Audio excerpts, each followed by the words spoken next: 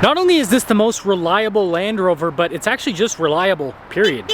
I'll include a link to the Land Rover and Lehigh's website in the description down below if you have any questions and need help. Just ask for Bradley. Let's get right into the review.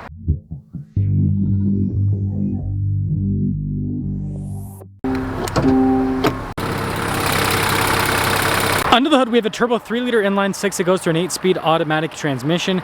Fuel economy is 18 around town, 22 on the highway, with power outputs being 395 horsepower, 406 pound-feet of torque. And yeah, this engine is reliable.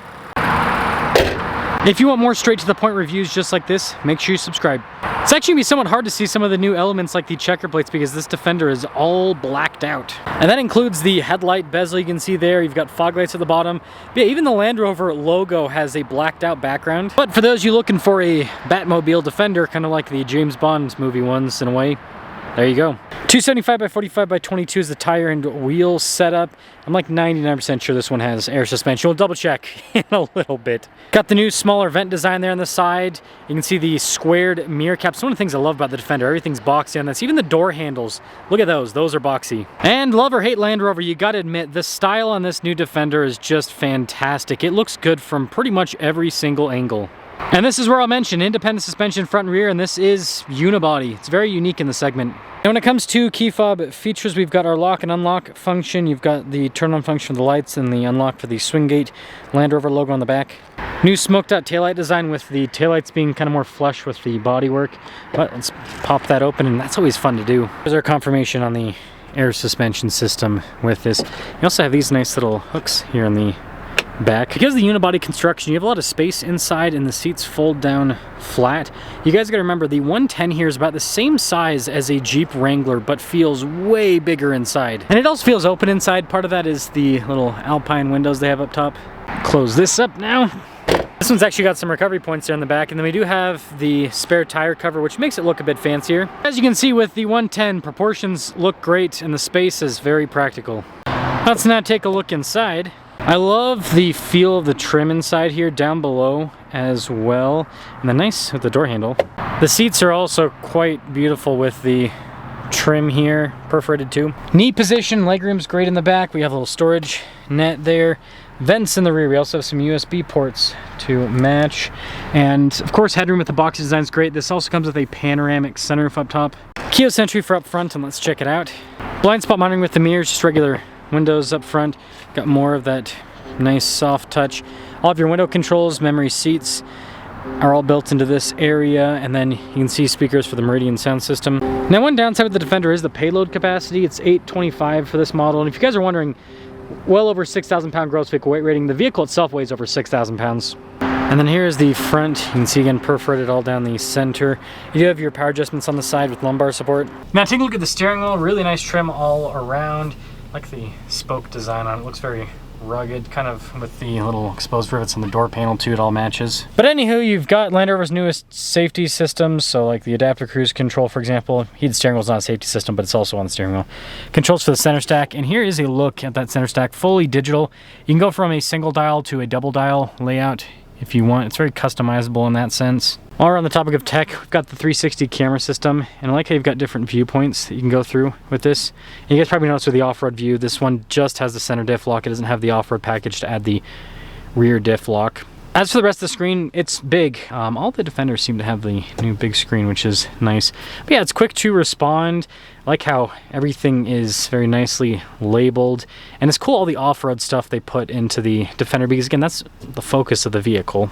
Now you still get an actual little shifter. It's obviously electronic, but still, you know, kind of like a physical thing rather than a little knob like in a lot of vehicles. You can see all the controls here for like the air suspension to raise and lower your low range, hill descent control. These are the multi-function controls, so if I click this in here, you've got fan speed, drive mode, select, and then you can push in for the heated and ventilated seats. It also controls the temperature. I think this is one of the best things that Land Rover's ever released. Speaking of best things ever, this is great packaging. Look at that.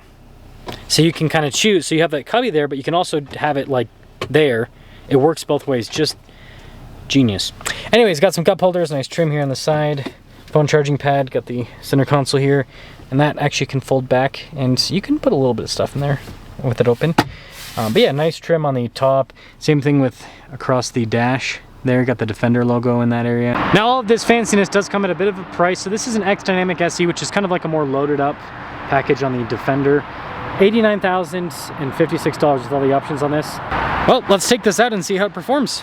Defender 110 with the inline 6. This is, in my opinion, personally, the best vehicle that Land Rover makes here in the US market. I love the full size, I love the sport. And I like some other packages on the Defender like the V8 and the Octa, but the price point that the inline 6 is at, especially if you like kit this out with the off-road stuff, it's not that bad. It's not bad at all. Like they got that new trophy edition, which hopefully I can review one of those.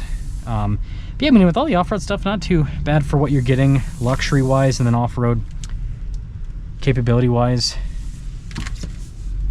And even this version is going to be very capable. So the thing about the Defenders is you kind of got to split it up in your mind. You've got the people like myself that would actually take the thing off-road, but then you have the larger demographic that'll never take it off-road but wants something that is off-road looking and then is very competent on-road in all sorts of weather conditions. And Land Rover, I think, provides that better than any other manufacturer because, like I said, the packaging on this is great. This vehicle is heavy because it's heavy-duty construction. Like, why does the, you know, why do the Land Rovers weigh so much? You know, some of that is going to be the leather and everything, but at the end of the day, it's just the construction. They beef the big Land Rovers up a massive amount. Once you get up to Discovery and especially Defender, Sport, and then Range Rover, everything's really beefed up for a unibody vehicle. So it is heavier, but I mean, it still has independent suspension, air suspension, handles well.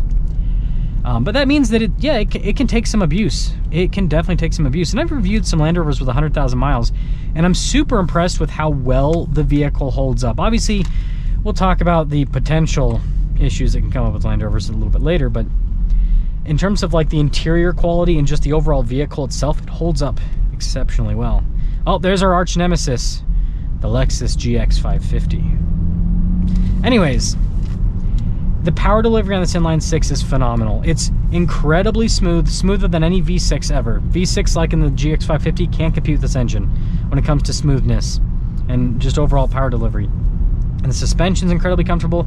This handles incredibly well. And it's, you know, even though it doesn't have like the super thick glass, it's actually pretty well insulated. It's quiet in here. And if you don't get all the off-road kit, the wind noise is not really bad. You're gonna get more wind noise though because it's boxy, but again, not as bad as the GX. The GX actually has more wind noise than a Defender. So it's not like you're getting less wind noise with this. The spacing in this is great again. So the GX550 is like 200 inches in length. Now, if you look up the Defender length, it'll say something like close to 200 inches. That's with the spare tire. If you just look at the body of the car, this is close to like 190-ish. It's similar in size to a Jeep Wrangler. And that's what's so impressive about the Defender when it comes to the dimensions and everything, because it's big inside. This feels much bigger than any of the Toyota product. Like you guys know I have an LX, which is the big one. This feels bigger inside than my LX, and part of that's the headroom space, but it's also just the width. With unibody construction, you can put everything low in the vehicle because it's not a body on a frame, so you can put everything down low, and it means there's tons of availability for passenger space. Hey, look at this power delivery. It's wonderful. You've got tons, more than enough torque, more than enough power. Again, I think everyone's kind of coming to the realization, like anywhere from, depending on the car, 200 to 500 horsepower, like that's all you really need. Heavier cars obviously need closer to the 500 horsepower range. But I mean, even then, like the Ineos Grenadier only has 282 horsepower, and that feels fine. And it weighs more than this even. So this drives really well. Looks fantastic, very comfortable, great packaging. Like in the off-road SUV segment, Land Rover has the best packaging by far in terms of how big the vehicle is, in terms of dimensions, and how much space you have inside. And they're incredibly capable off-road. The biggest thing that we all can agree with on Land Rover needs to fix is the tire fitment situation and the wheel fitment. Like the brakes they do on these vehicles are just, it's a heavy vehicle, I get it, but like my Lexus has 17-inch wheels on it. So like in it, I don't feel like it doesn't have enough stopping power. So they need to adjust the brake fitment with this so that you can fit 17s and 18s on these Defenders. And then you know, just overall tire fitment, you can only fit like a 32, maybe a 33. It would be cool if they did just a little bit more, like, you know, a 34. And they don't need to do 35s. 35s look great, but like if you could just fit within the stock wheel well and ride height and everything without rubbing, a 34, I think that would be ideal. But yeah, these are reliable. I've talked to a lot of people that have owned these, and look at the comments on this video. People that have owned these, they like, if you just get an inline 6 Defender, they do really well. You know, some people can have issues here. Again, I had some computer stuff with mine, but you know, for the most part, people seem to have a really good experience with them, as long as you don't modify it. That's the one problem, is if you like do lift rods or something like that, where you jack up the air suspension to put bigger tires, then yeah, you're probably gonna have problems. But if you just do the Land Rover accessories and, like I said, just keep things stock, they do really well. They actually do really well. And so this is the Defender to get. I love the, like I said, I love all the other ones, but the price point that this is at, the performance this provides both on-road and off-road, yeah, it's just, it's hard to beat it. The value proposition with this is incredibly strong. And every single time I drive one of these, I'm like, man, I miss owning a Defender. And that should tell you, like, I obviously didn't have that bad of an experience, because if I had that bad of an experience, I wouldn't miss it, you know? So that is the Defender inline 6. Apparently I can't, this is easier to park than my car. That's the other thing, is because this is unibody and has independent suspension, it is so much easier to park than the solid axle body and frame SUVs, because it's like you can be really precise. Look at the camera system, like you can see the lines up top too. I don't know, I think it's pretty neat. So inline 6 Defender, don't sleep on it. They're a lot more reliable than any other Land Rover, and they're just reliable, period. I'd be willing to bet that right now, with the engine issues Toyota's having, this is probably more reliable than that Lexus that I'm driving.